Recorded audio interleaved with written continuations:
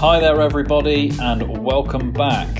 Welcome to another episode of the I'll Try That podcast. This week in our pursuit of hoppiness, we're going to be taking things a little bit slower and tasting a premium Pilsner that you may recognise. Lovely pop. Thank you, Simmo. Lovely pop. Thank you. Premium Pilsner. That pop may even have given it away. It's Grolsch. That's our pursuit of hoppiness this week. But first, we're going to deal with the hop topic. And to that end, Simmo, are you about to hit us with a sales pitch? I am indeed. So I found this absolute gem on the internet. Starting off strong. I just couldn't help myself. So, and I was like, do you know what? I've got to tell you about this. So it started on a very sunny day on a beach. Okay. So a lady called the Freezy Girl. Now that's giving you a hint already. Okay. Who was the founder of this new craze, right? Was bootlegging her delicious treats on a beach until she actually got busted for it. Now this is incredible. Okay. She got busted. That's a good story. She got busted. And yeah, but now she's turned it into a legit business, and she's making some serious moolah off it. Now, these treats, what are these treats? Why are they such a big deal, should you say? Now, ice pops soaked in spirits. Now, she's put to share with your family and friends, but not to the children. But now, ice pops to make you feel nostalgic. Yeah. But you fuel it with alcohol. And they're called Wreck Beach Boozy Freezies. Right? I know I'm selling this. Well done, because I'm going to put it out there. That's one of the most unwieldy names for a product I've ever heard. It's fantastic. Now, at the moment, weirdly, they arrive unfrozen, so you have to freeze them yourself. So if you have a freezer, that's all good. Right? 4 flavours. Now, I'm going to tell you these flavours, and you're just going to get blown away. You've got the Brisky Frisky Daiquiri. Right. Frisky, yeah. Okay. The Glacier Margarita. Okay, yeah. Sunshine on the Rocks. Okay. Oh, vague. And the I know, very vague. And then Vodka Berry Snow. Right? Right, okay. Now, you buy them in mixer packs, and genuinely, it looks like you're buying, do you remember, the ice, slushy things you get on the way home from school? Yeah. Like freeze pops or like a slush puppy? As in, so it's in a pack. Yeah, there's little... It's in, a pack, and you rip it open and you, push, like a Calypso almost, yeah. I think. But, those little thin cellophane see-through packs, and it's, a block of blue ice. But I mean, I just love the idea of it, and the fact that it literally looks so childish and it looks so cartoony. Yeah, is this a local thing for you? Is this down under? No. I just found this on the internet. It's in America. Oh, okay. Yeah. So they have, as their main advert is "Get Wreck," which I think is really clever. I think it's really fun. It's really childish. It's awesome. And I just love the fact that it's just something that's just happened by, she was kind of just, bodge jobbing it slightly. And it's just turned into a business because she's had the audacity to do it. Snowballed into a popular thing. This is Vancouver. So this is Vancouver. Yeah. So, forgive me if I'm incorrect in this. Vancouver, I would have thought that more frozen stuff, there might not be so much of an appetite for that. Doesn't it get hot? It will get hot in Vancouver, right? Yeah, okay. Oh, sorry, I've got in my head that it's quite far north and that, the temperatures don't get especially high. So it gets to about 30 degrees. Oh well, that's about Celsius, and that's 85. That's 85 Fahrenheit. Oh, okay. Yeah. Well, before the listenership get up in arms at the fact that we're not talking about something technically involving beer, maybe we need to get hold of maybe we need to get hold of Freezy Chick and say, look, can you hook us up with something in a line of beer? Actually, to be fair, okay, that's a question for you. And this is how I'm going to spin it. Do you think that this could work as Freezy beers? Or what would you call it? Beers or something. Brews. Yeah. Oh, mate, there we go. We've done it. Sign us up. Get that patented. Everyone's going to pinch it in no time. I guess with some of the new beers you could get, that would work, right? I don't think it's going to work with any of your anything too fizzy. Never freezes, does it? I know we all tried freezing soft drinks as kids. The fizzy stuff. I remember trying it. Actually, Vimto kind of worked, but only the still kind. But otherwise, fizzy beverages don't really freeze that well, do they? So. But some of those really tropical ones might work. We did a little taste in a previous episode with a blood orange IPA. That potentially has got some legs. I don't know if it would be sweet enough, but you would have thought so. There's other orangey ones. I mean, if you're buying a frozen beer beverage that is an icy pop, I don't think you're going to expect it to be sweet, I guess, unless they put it in sugar or something. But I would just love a beer company to do it, because there probably is one, and if the viewers know of one, I want to know it, because I want to find it, because I think it's a great potential idea. I mean, it's just something that's so There's unique. Probably some of yeah. I mean, I'm going to play devil's advocate here and say you could just have a beer. Can you? It's not about. The thing is though, it's a bit like those icy poles. It's not about having an icy pole. It's not about. It's about the triviality of like nostalgia. The idea of this is something silly and fun around alcohol, and equally at the same time being and it's at the same time being a little bit novel as well. Yeah, trying something new. Exactly. So I think it's perfect. But let's move on to the important stuff. The pursuit of hoppiness. And this week, obviously, we're delving into the rich world of Grolsch. Yeah, go for it. Sorry, I just couldn't contain myself. This is something I don't really... I personally, I wouldn't say that I really normally care about this kind of thing in terms of... I'd like to think, maybe flatter myself by saying I'm more interested in what a beer tastes like. However... The bottle that I've just gotten out of the fridge for Grolsch is a thing of beauty, isn't it? I love it. It is just, It's fat, it's chunky, it's green. Yeah, maybe I'm a bit, am I a bit susceptible? I'm not sure which of those words really applies here, but I look at that and I go, I want one.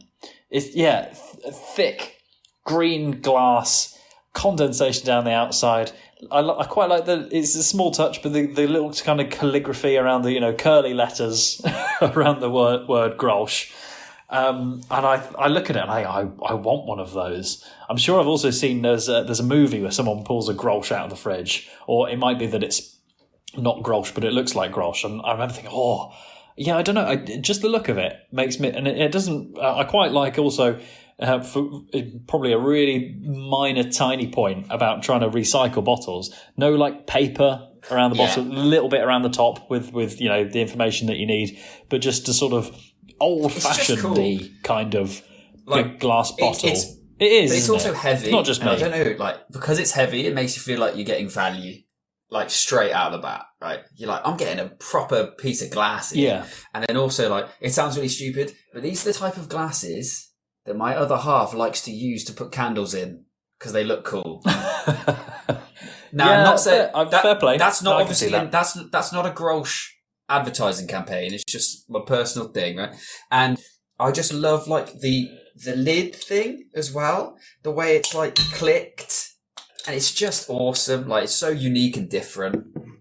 I don't imagine it's taken on that much, but because of the, it's almost. I think it's a little bit famous in its own right, isn't it? Is it a swing top bottle?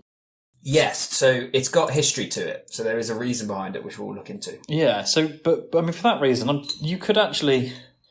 I don't know how much what the uptake is like on this, but you could actually just use it to store other liquids in yourself, couldn't you? Because it does actually just reseal. Yes. Basically, what you're doing is you're basically advertising Grolsch as reusable. Bottles, because reusing is, I always remember that's ahead the 3 R's. That's actually ahead of recycle, isn't it? Is reduce, reuse, and recycle. Yes, just if you reuse them, that's better than sticking it in your recycle bin. Exactly, and I just think it's as you said, there's kind of even though it's not about the taste, it is just something that is very appealing, and they've got it right. But let's delve away from the aesthetics a second, and let's talk about a bit of history about this company. So it actually is really old, right? 1615. The brewery was set. Oh, they have been around a while. Yeah. Set up during the height of a Dutch revolt. There's a bit of facts for you. By a man called now, how do you say this?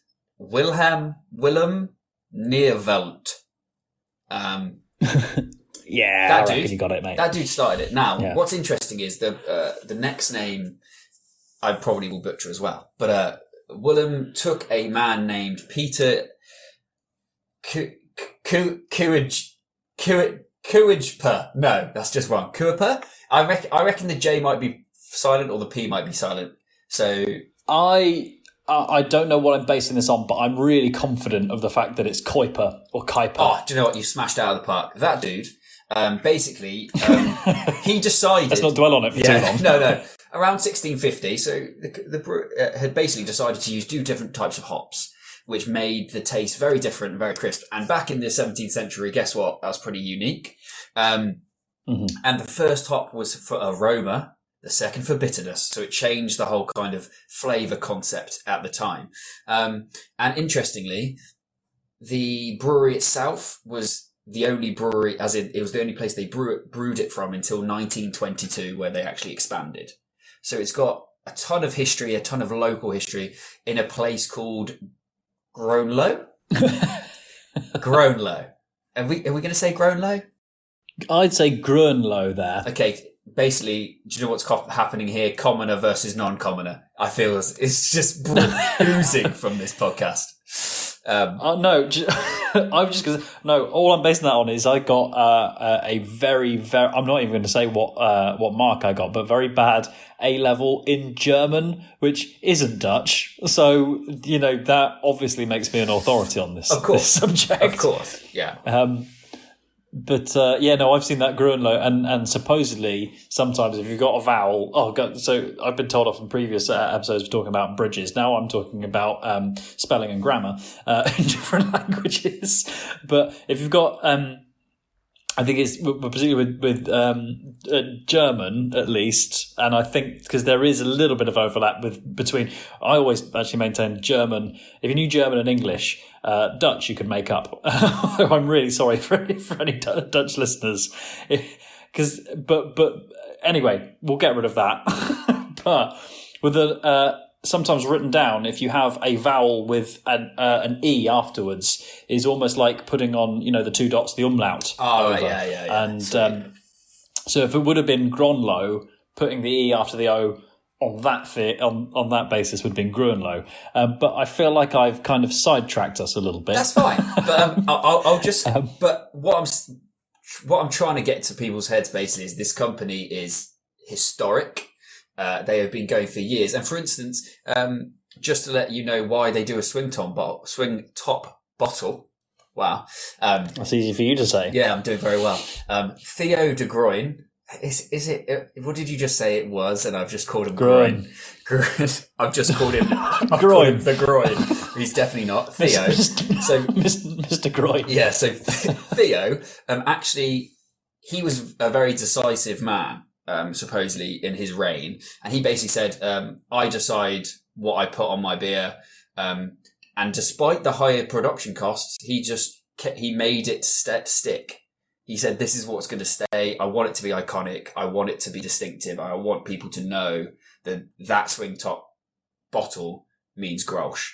And I think it definitely does now. Like when you go and buy a beer, like how many have a swing top? None of them, except for Grolsch. And like, if somebody said, who has a swing top bottle? I'd be like, Grolsch. Because that's all I know. Like, the only one I know. Yeah. And hang on. Is that also... So was that when he took over? Did he take? Was it 1922? Did you say? Yeah. So 99 years later, he's not been proved right, but they're sticking to it. Exactly. So, what do you know about their kind of financial stuff? Barbs. I don't know. I'm sure that they were. So that sort of main expansion from their original brewery up in 1922. I'm sure they've been taken over. Are they one of the rare ones who aren't now AB InBev? Yes and no at the same time. So in 2007, they were bought out by the powerhouse that was SAB Miller, for a measly 816 million euros. Just trifling. Oh, yeah. The amount you sort of find in your back pocket. Yeah, of course. Yeah. And but however, in 2016, they were then bought by you guessed it, AB InBev, because why not? Just passing it around.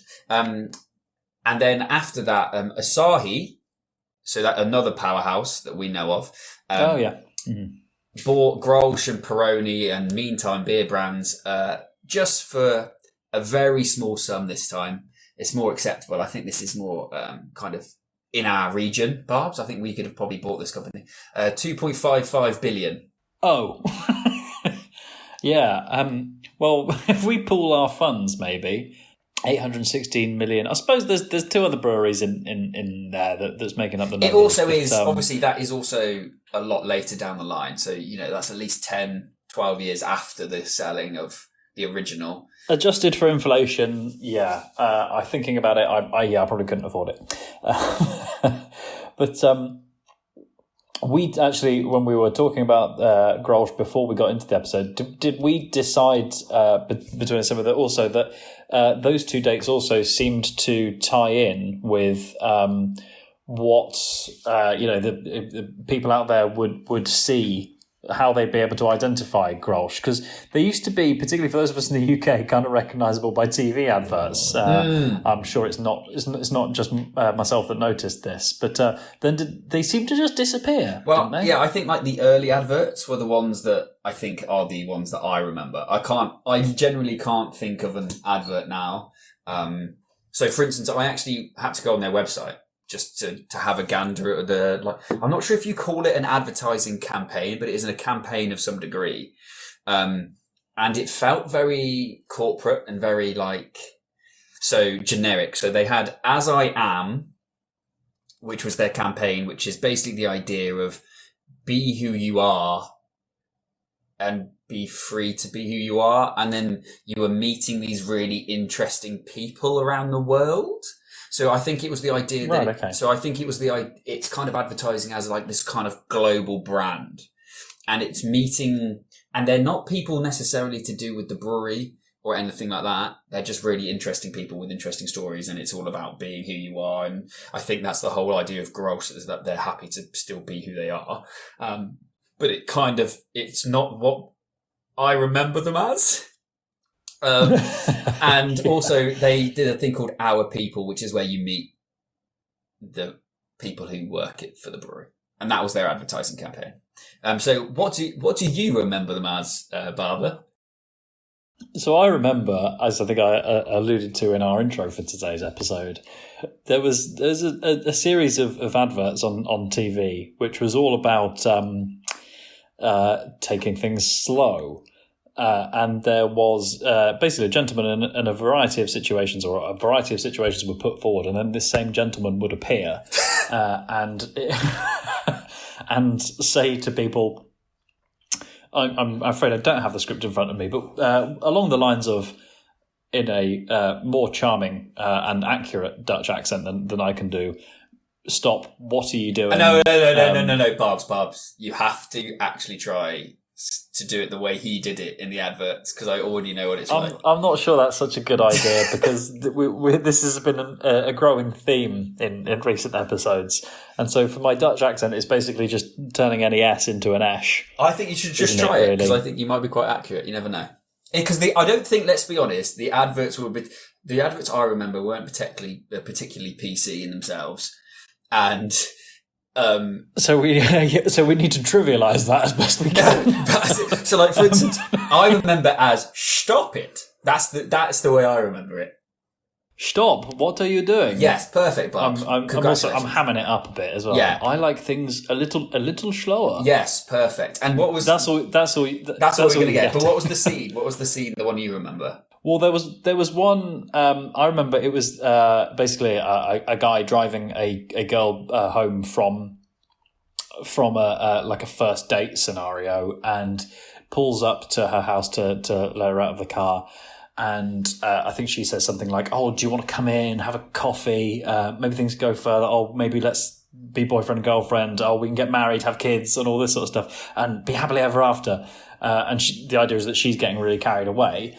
And then this is the guy who was appearing in lots of these adverts going, "Stop, this is moving too fast. You need to slow it down." I'm sorry, everyone.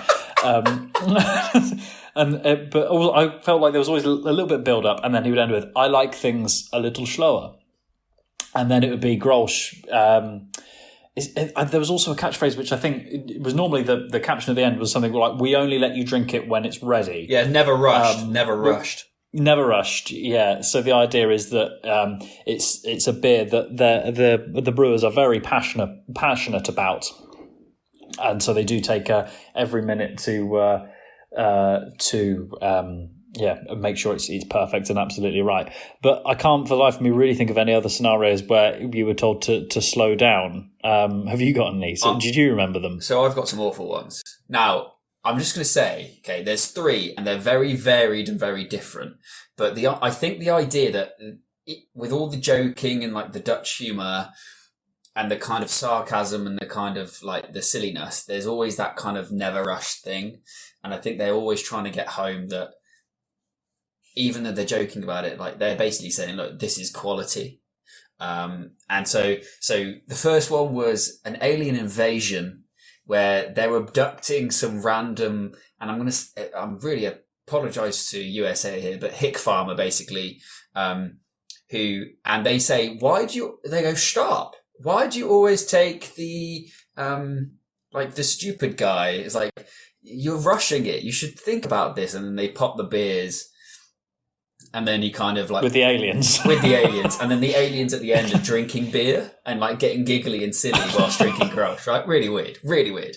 Okay. Then there was the Blue movie advert, right? Where it's... As in blue as in pornographic. Yes. So it's the scene of like... Okay, so there's a guy at the door. So there's a knock and there's a woman, right?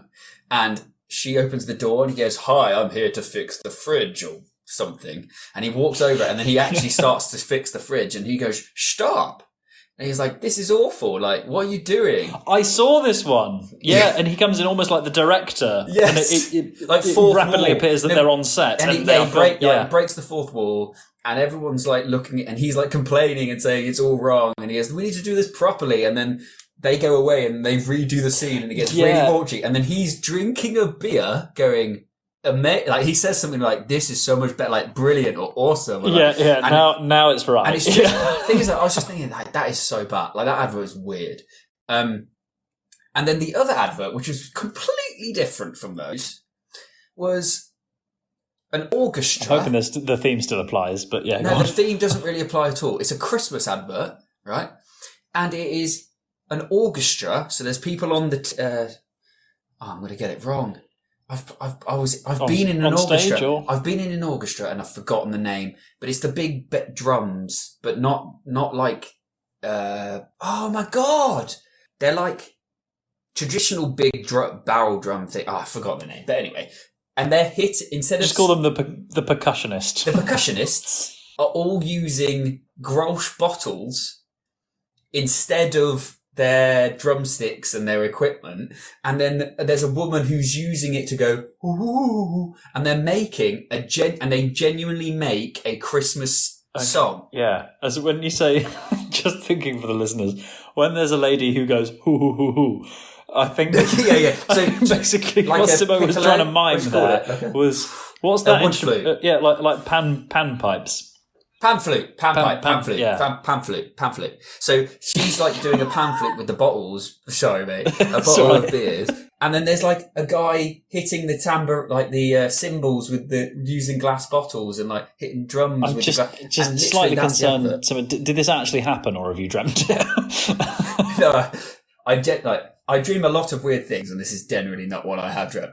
So yeah, and I was kind of like, I don't get the advert. I was kind of like, because at the end it went "Merry Christmas, Grolsch," and I went, right, cool. Okay, yeah. So very unique adverts, which no longer, at the moment, from what I'm aware, are there anymore, which is really sad to see, I think. Yeah. But let's get to the taste. Well, we should have moved on to it quicker because I've finished the Grolsch.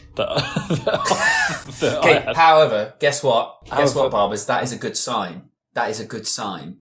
I think wholeheartedly it's a good sign. I really like Grolsch, and as we said, I'm just susceptible and suggestible, whichever one, because I like the look of the bottle. But it's a Pilsner, isn't it? So for me, a Pilsner over a lager, for some people, they go, is there even really a difference? And other people go, yes, of course, there is a huge, resounding difference between the two. But for me, it's just a little bit, there's a little bit more depth of flavour over the regular lagers. I would almost say it's got a little bit more bite to it, and a longer finish. And I find that really quite appealing. It's got to be cold. Absolutely, no doubt. But also, we were checking before all of that. Those comments I'm making there are a little bit to do with the fact that it is a Pilsner, and I think it uses Pilsner hop. I'll ask you this: what for you is the big difference between this and other because this is a macro brewery now. This is everywhere. What is the flavour difference to you? I would say it's a little bit bolder. And I think what's the phrase? Lingers at the back of your mouth a little bit longer, and I put that down to it being a Pilsner. I was just going to say it reminds me of how I feel about Tiger beer. Now I'm not sure if you've had a Tiger beer, and it just reminds me that it feels fuller, it feels heavier. Full is the word I was looking for. Yeah, it feels fuller and heavier than what you kind of expect from Well, I think people, when they buy a Grolsch, they don't really know it until they've had it. And I think it is unique, and I think it is a little bit different, and I'm a big fan of it. And unique also, it's something because it's 4%. So actually, I don't think you normally get that depth of flavour unless you are having a beer that's a little bit stronger. How much percentage is yours? 4.0, like a flat 4. Hang on. Okay, so what one have you got? Have you got the Premium Pilsner beer? Premium Pilsner, Grolsch Premium Pilsner. We should have checked this before. This is another, hang on, and it's definitely 4% your end. I can put it up to the camera for you if you like. You can see that? No, but I'm sure it'll be. So it's 4%. The text is green on a green label. I put that out there. So I'm just going to tell you now, okay, this is another example of another company lowering the alcoholic content. Us Brits can't handle it. No, because mine is 5%. Really? Yes. This definitely says 4. This is a revelation. And also, I'm getting to drink more alcoholic content than you are. Yeah. Who's gonna be slurring first on this episode? Well, that's interesting. That is another that is something that isn't advertised, that you're not told about, and again is very interesting that they internationally sell it to other countries at a higher alcoholic content than in the UK. Do you think I can go back to the supermarket and demand my extra 1% of beer? Or however, how much pure alcohol? For instance, Barber, how much did you pay for your Grolsch though? Do you know what? I would have to check. I have a funny feeling that this bottle, which is a, drumroll please, 450 milliliter bottle, was about £2, maybe £2.20. What is it? What is it down under? £2. So, oh god, my calculations are going to go awry. So basically, it's a little bit different buying alcohol in Australia. So you have to you go to a bottle-o. So you can't buy alcohol in a supermarket. It's illegal in Queensland, just in Queensland. So you have to go to a separate shop, and it's amazing because it has everything. And has deals on and things. But essentially, I got it for $4, which is probably around the same price. But it's normally about but it's normally about $5, so it's pretty close still. It's just quite interesting that you pay about the same and you get technically. But then I don't think it takes away from the flavour. I would be intrigued to see how they've made it less alcoholic. I don't know how that process that's going would into work. a level of it's less time for the sugars to ferment, presumably. That's the short answer. Viewers, if anybody knows, do tell us. If anybody does know, particularly with a large produced lager, that's curious. Well, maybe it's where they brew it as well. You mentioned about the fuller flavour, though. I would say drop in a little factoid. Oh God, here we go. And also, it's normally for drabbers to do, but they supposedly have a top secret yeast strain, Grolsch. There is a strain of yeast that nobody knows about, looked after for centuries, that apparently others just don't know about. And I've heard the factoid is it's brewed on Mars. But, do you know, either way, I think you're vindicated if you do feel that Grolsch has just got a little bit of something else going on from those normal lagers. But interestingly, so it's funny. I would put Grolsch down as one that's not as widely recognised or recognisable, but as you know, on the I'll Try That podcast, we do also report some numbers on sort of their social media following. So the Twitter the account for Grolsch got 7,400 followers, and their Instagram has got about 10,000. And what makes that kind of a little bit more notable is the fact that they're actually global accounts rather than going country by country, which we do see with some of the larger, more established beers and particularly those ones that we associate with the master companies of AB and Bev. So I mean, it's probably worth saying that they do compete with Heineken, don't they? Because they're stacked up next to them, aren't they? Particularly with where they're from. Particularly this kind of prominence of the green colour with a little bit of red going on, which I understand also is to do with the purity of the and the passion of the people who make Grolsch. You might recognise the sort of red Grolsch writing on a white background, but a green bottle with a green label, but with this little bit in white and red. There's a lot of crossover there with Heineken. I think that's a really good point, Simmo. Well, I just think it's a company that I think Grolsch and Heineken, like Heineken is probably is bigger. It is the bigger company. As in, I think Heineken has done very well at its branding recently as well, because they're in sport so much. And Grolsch just don't really do anything. Like, I haven't personally seen Grolsch do much. Yeah, I suppose Heineken with the beer of Amsterdam as well, aren't they? Or are the beer of Amsterdam. Yeah. And I think that personally, I would pick up a Grolsch over a Heineken. So there you go.